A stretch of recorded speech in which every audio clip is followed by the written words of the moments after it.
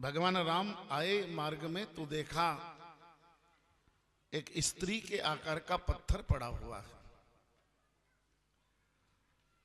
भगवान ने पूछा, गुरुदेव ये स्त्री के आकार का पत्थर कौन है? विश्वामित्र जी ने कहा, राघव ये गौतम ऋषि की पत्नी अहिल्या है।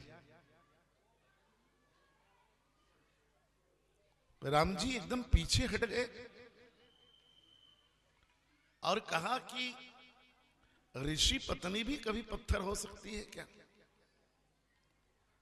बस इस बात पर ध्यान दे लेना।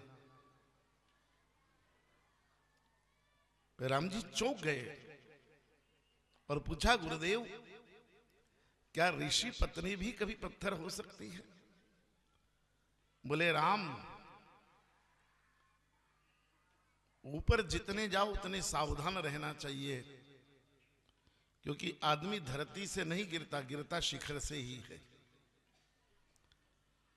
इसलिए जितने लोग गिरे हैं वो ऊपर से ही नीचे गिरे हैं।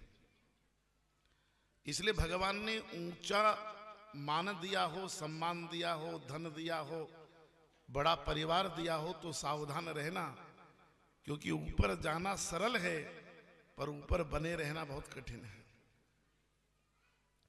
हमारे यहां जितने भी राक्षस बने हैं ना, सब ब्राह्मण वंश से बने 100%। अब अपने घर की पोल में नहीं खोल सकता,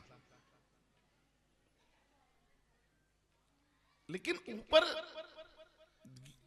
जय और विजय राक्षस बने तो बैकुंठ के दरवाजे से गिर के राक्षस बने हैं, वो किसी शराब के ठेके से राक्षस नहीं बने। ऊपर जो जाएगा उसे संभल के रहना पड़ेगा।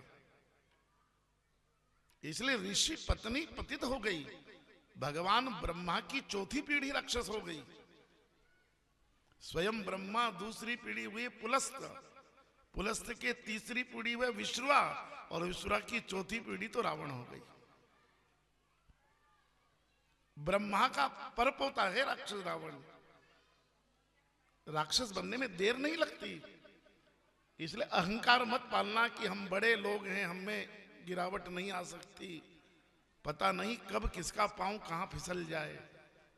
ये दुनिया बहुत चिकनी है, संभल कर चलिएगा, यहां पांव फिसलने में देर। और फिसलने की कोई उम्र भी तो नहीं होती, पता नहीं आदमी किस उम्र में जाकर फिसल जाए। इसलिए जीवन में सावधान रहना। ऋषि पत्नी अहिल्या पत्थर बनी है। भगवान ने कहा, किसने पत्थर बनाया इनको? ऋषि ने कहा, राम कान को पाषाण करो, मैं जिह्वा को पत्थर करता हूं, और फिर सुनना, नहीं तो 2 कदम पीछे हट जाओगे। बोले, किसने? बोले, इनके ही पति ने इनको पत्थर बनाया। राम चौंक गए। क्या गुरुदेव कोई पति भी अपनी पत्नी को पत्थर बना सकता है? बोले, राम विवाह का रिश्ता ही बहुत नाजुक रिश्ता है, बहुत संवेदनशील रिश्ता है। दाम्पत्य जीवन, इसको बहुत संभाल कर रखना, क्योंकि ऋषि ने ही अपनी पत्नी को पत्थर कर दिया। और राम तुम्हें इस रास्ते से मैं इसलिए लेकर आया हूं क्योंकि तुम्हें भी विवाह करना है, और देख लो विवाह के खतरे कितने हैं, फिर सोच लेना करना कि ना करना। इसलिए विश्वामित्र जी उस रास्ते से राम को ले गए हैं कि वो दाम्पत्य जीवन के खतरे बता सके कि कितने खतरे। एक बार मैं नर्मदा तट पर कथा कर रहा था, और उस आश्रम का लगभग 100 देशों से संपर्क है, तो देश विदेश के श्रोता उसमें प्रतिवर्ष आते ही हैं। और वहां दक्षिण के विद्वान आते हैं यज्ञ कराने, बड़ी मंडली दक्षिण से आती है। तो एक दिन मैं उनके साथ बैठकर भोजन कर रहा था सायंकाल का। अब दक्षिण के विद्वान तो वेद के विज्ञ होते हैं। उन्होंने मुझे कहा, बोले पंडित जी कथा कहते कहते कभी बहक जाते हो आप। मैंने कहा, महाराज जी क्या गलती हुई? बोले, आज आपने विवाह को खतरनाक कह दिया, और विवाह तो 16 संस्कारों में से एक संस्कार होता है। अपने परिवार के लोग, संत ब्राह्मण की उपस्थिति में विवाह होता है, ये विवाह कैसे खतरनाक हो गया। मैंने कान पकड़े और कहा कि अब क्षमा चाहता हूं, आज के बाद विवाह को खतरनाक नहीं कहूंगा। बोले नहीं नहीं, आप बिना लॉजिक तो बोलते नहीं है, लॉजिक तो रहा होगा आपका कुछ न कुछ, वही सुनना चाहते हैं हम। मैंने कहा जब जब मैं बस में यात्रा करता हूं और कहीं मोड़ होता है तो ये पीडब्ल्यूडी वाले लिख देते हैं कि सावधान खतरनाक मोड़, सावधान पुलिया संकीर्ण छोटी है। ये बिजली विभाग वाले भी 2 हड्डी में एक मुंडी फंसाकर लिख देते हैं सावधान इतने 1000 वाट का, लिखते हैं ना खतरा। तो जहां खतरा हो वहां सावधान लिखा जाता है। और मैंने कहा जब विवाह होता है तो पंडित 21 बार बोलता है सावधान सावधान सावधान, वरवधु सावधान, धरती आकाश। बोलो खतरा नहीं होता शादी में तो 21 बार बोला जाता है।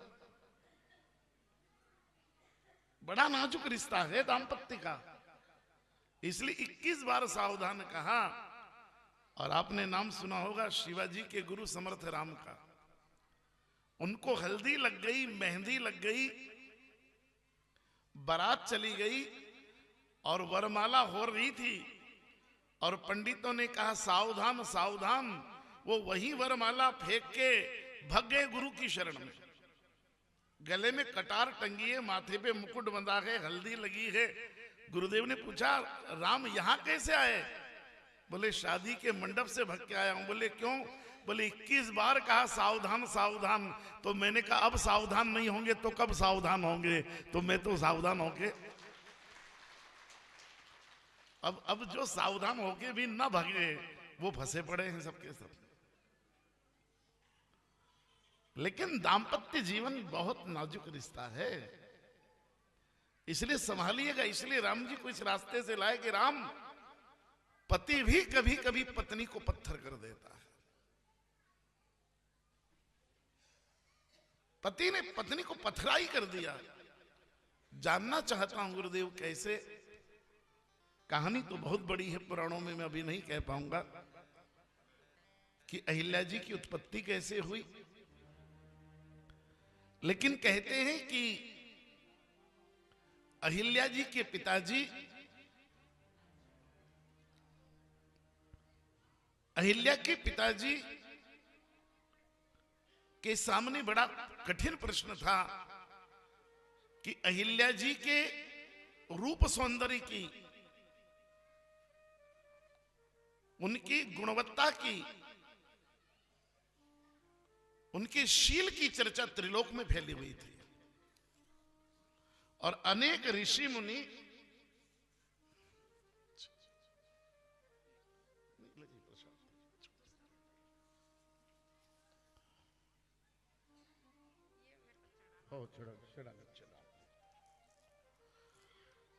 ऋषि मुनि इंद्रादिक भी अहिल्या से विवाह करना चाहते थे, क्योंकि अहिल्या का अर्थ होता अ यानी नहीं, हल यानी अधूरापन।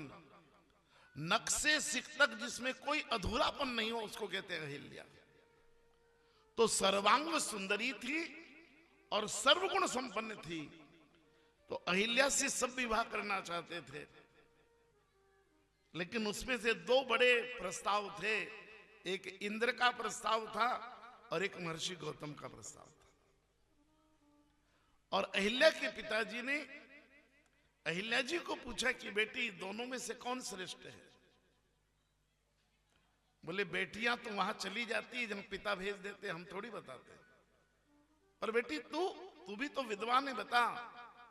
बोले इंद्र से विवाह करूंगी तो स्वर्ग के सुख भोगूंगी, लेकिन जिन दिन पुण्य खत्म हो जाएंगे उन दिन फिर मृत्यु लोक पे जन्म लेना पड़ेगा।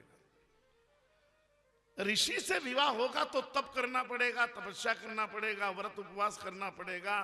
पर मोक्ष हो गया ना पिताजी, तो फिर आवागमन के चक्र से इंद्र के यहां तो भोग है, उसके अलावा क्या है वहां? और मेरी भोग में रुचि नहीं है। तो महर्षि ने अपनी बेटी का विवाह इंद्र से नहीं करके गौतम से कर दिया। जब इंद्र को पता लगा कि अहिल्या ने मुझे ठुकरा दिया है, मुझसे विवाह करने के बजाय गौतम से विवाह कर लिया है। उन दिन इंद्र ने प्रतिज्ञा कर ली कि सीधी उंगली से घी न निकला तो हम टेढ़ी से भी निकालना जानते हैं। अगर तुम विधि से हमारी पत्नी ना बनी तो हम दुर्विधि से भी तुम्हें भोगेंगे जरूर। और एक दिन इंद्र पहुंच गए चंद्रमा के पास। चंद्रमा ने कहा, आइए देवराज। बोले, चंद्र आज तुम्हारी मदद चाहिए मुझे। क्या मदद चाहिए? बोले, मैं अहिल्या का शील हरण करना चाहता हूं और तुम्हें मुर्गा बनना पड़ेगा। क्यों? बोले, गौतम ऋषि का प्रतिदिन का नियम है कि वो ब्रह्म मुहूर्त में गंगा नहाने जाते हैं, पर जैसे ही ब्रह्म मुहूर्त होता वैसे उजाला भी हो जाता है। तो मैं जो करना चाहता हूं उजाले में हो नहीं पाएगा। तो एक काम करना, तुम आधी रात को बाग दे देना मुर्गा बनकर, और आधी रात को बाग दोगे तो ऋषि समझेंगे ब्रह्म मुहूर्त हो गया, वे चले जाएंगे और मैं घर में घुस जाऊंगा। चंद्रमा इंद्र के कहने में मुर्गा बन गए। अभी चंद्रमा के चरित्र पर ज्यादा नहीं बोलूंगा, नहीं तो आप दर्शन करना छोड़ दोगे। ये चंद्रमा अपनी गुरु पत्नी को भी लेकर भाग गए थे, बृहस्पति की पत्नी को भी लेकर भाग गए थे। इसलिए किसी को ज्यादा चंद्रमुखी कहकर उसका अपमान मत करना। वो भी बड़ी प्यारी कहानी है हमारे यहाँ ग्रंथों में। बृहस्पति भगवान एक ही जोड़ कपड़े रखते थे, और शुक्राचार्य जो राक्षसों के गुरु, उनके पास बहुत कपड़े थे। तो एक दिन बृहस्पति भगवान की पत्नी ने बृहस्पति भगवान को कहा कि आप इंद्र के गुरु हैं, देवताओं के गुरु, ऋषि मुनि के गुरु हैं, थोड़े दो चार ढंग के कपड़े तो सिलवा लो। तो बृहस्पति भगवान ने कहा कि गुरु की कीमत ज्ञान से होती है, गुरु की कीमत कपड़े से थोड़ी होती है। अपनी पत्नी की बात नहीं मानी तो तारा ने कहा उनकी पत्नी की, रहो तुम एक जोड़ कपड़े में, मैं तो जा रही हूं चंद्रमा के साथ। ये कहानी मैंने जब से पढ़ी, 3-4 जोड़ कपड़े मुझे सिलवाना पड़े।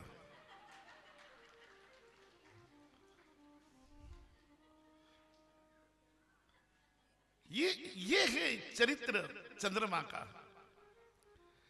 क्योंकि आप सही काम करने जाएंगे तो सही मित्रों को ढूंढेंगे, गलत काम करने जाओगे तो। इंद्र बृहस्पति के पास नहीं गए, नहीं तो 2 थप्पड़ देते बृहस्पति भगवान इंद्र में कि ऐसा गलत काम करने क्यों जा रहे हो। पर उन्हें मालूम है कि चंद्रमा का स्वभाव ही ऐसा है, तो चंद्रमा अपने को इस काम में मदद। बुरे काम के लिए आदमी बुरे मित्र ढूंढ लेता है, अच्छे काम के लिए आदमी अच्छे मित्र ढूंढ लेता है। पीने वाले को पीने वाले मिल जाते हैं यार, ऐसा थोड़ी कि नहीं मिले। एक आदमी बॉम्बे में गया और वहां गांजे की दुकान कहां ढूंढे भाई, बड़ी दिक्कत में था। तो वो चौराहे पर खड़ा हो गया और ऐसे ही केवल पतंग उड़ाने की एक्शन करने लगा। पतंग नहीं थी, धागा भी नहीं था, केवल हवा में ऐसी पतंग यूं खींचे फिर चिड़े। एक आया और धागे के नीचे यूं करके निकला, उसने पकड़ लिया, बोले बता यार गांजा कहां मिलेगा।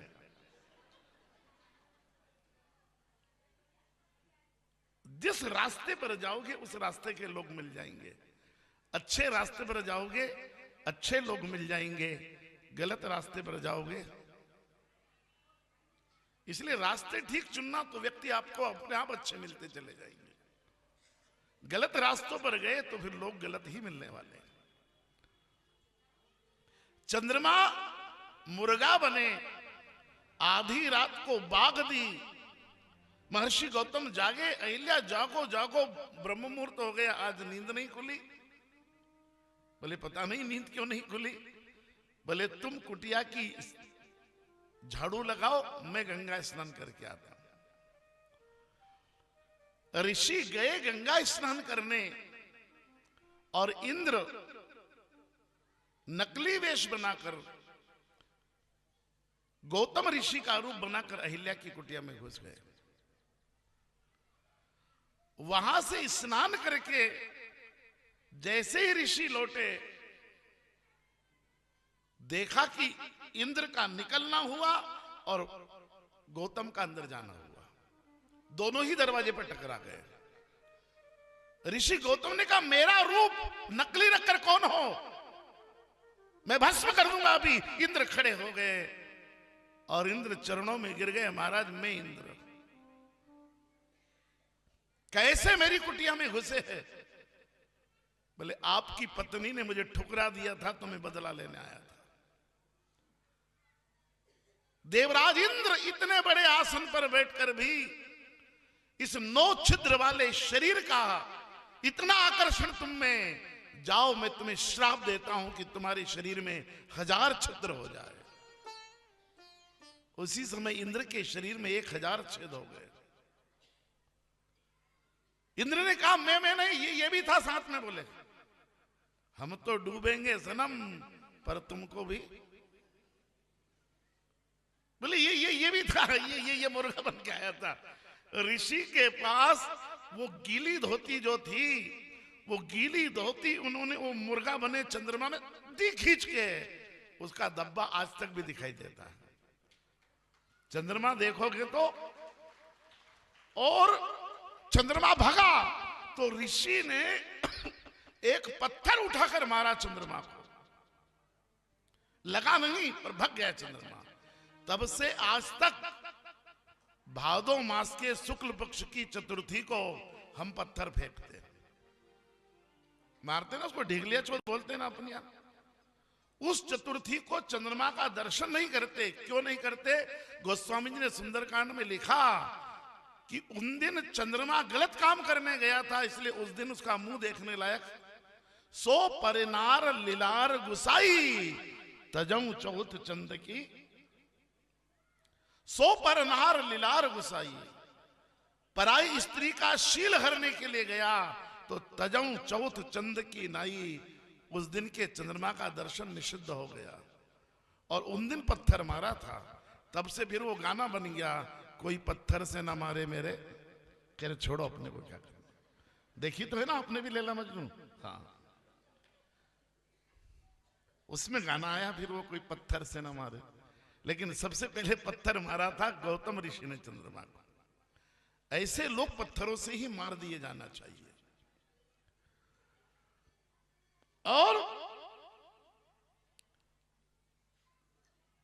जैसे ही ऋषि अंदर गए, उन्होंने कहा हिल्या, मैं तुम्हें भी शापित करूंगा।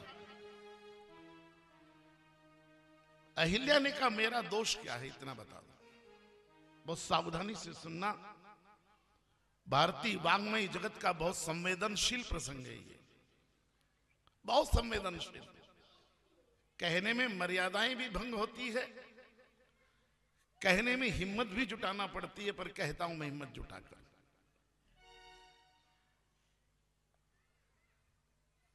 अहिल्या ने पूछा मेरा अपराध क्या है? कोई मेरे पति का रूप बनाकर आ जाए तो इसमें मेरी क्या गलती है? मैंने तो पति मानकर ही स्वयं को प्रस्तुत किया। क्या पति की आज्ञा नहीं मानना चाहिए या पति को संतुष्ट नहीं करना चाहिए? और अगर ये 2 काम मैंने पति मानकर किए तो मेरी कौन सी गलती? मुझे थोड़ी मालूम था कि वो नकली है। मुझे श्राप किस बात का? मैं छली गई हूं, मेरे साथ छलावा हुआ है, मेरी क्या गलती? तब जो गौतम ने उत्तर दिया वो सुनना, तब सारे कॉन्सेप्ट क्लियर हो जाएंगे। गौतम ने कहा कि तुम ये बता दो कि तुम मेरी पत्नी हो कि धर्मपत्नी हो। बोले महाराज मैं तो आपकी धर्मपत्नी हूं। तो बोले फिर पत्नी और धर्मपत्नी का अंतर बता दो, क्या होता है?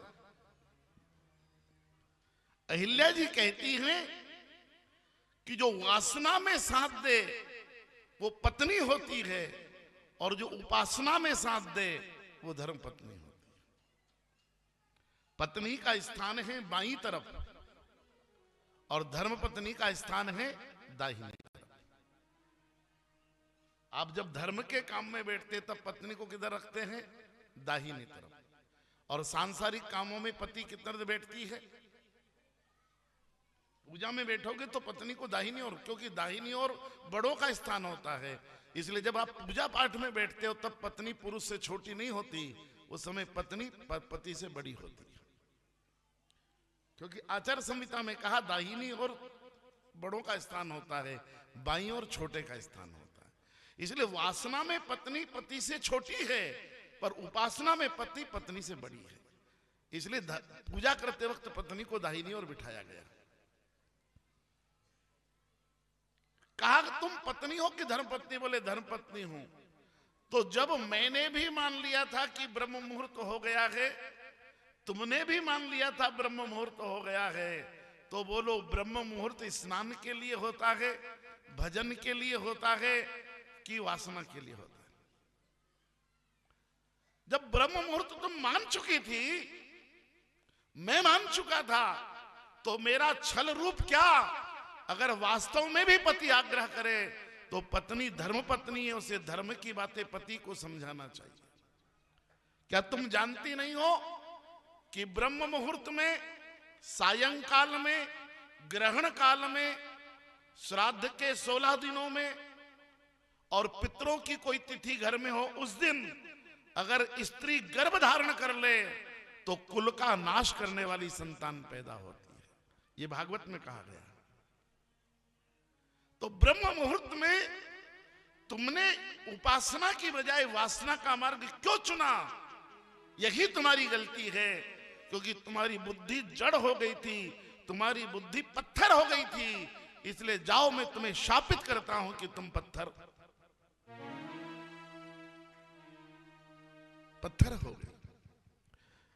पत्थर होते होते अहिल्या ने पूछा कि नाथ, मेरा उद्धार कैसे होगा?